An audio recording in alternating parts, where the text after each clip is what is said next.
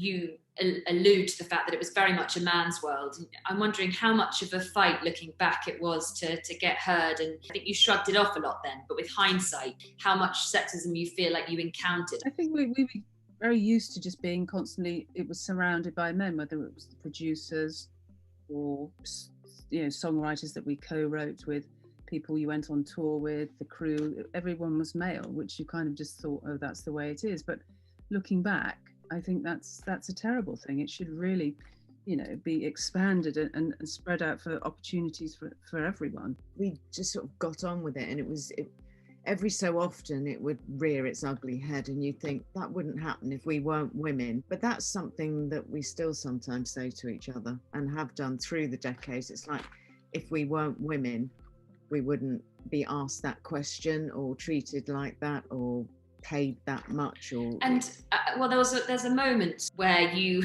sort of turn that on its head.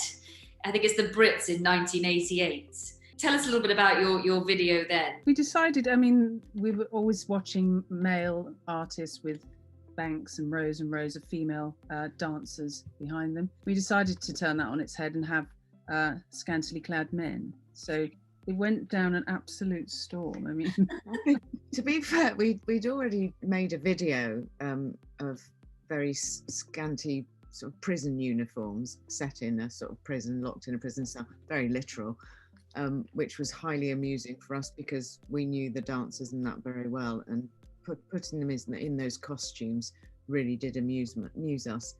But it created such a storm, that performance. Noel Edmonds, I think, almost fell over the presenter. I don't think the audience really knew how to react, because at those times it was quite full of sort of stiff sort of industry bods in the crowd, and it was done in, was it Royal Albert Hall? Mm-hmm. It was the Royal Albert Hall, so it was a sort of more of a seated affair, and it was almost greeted with a stunned silence.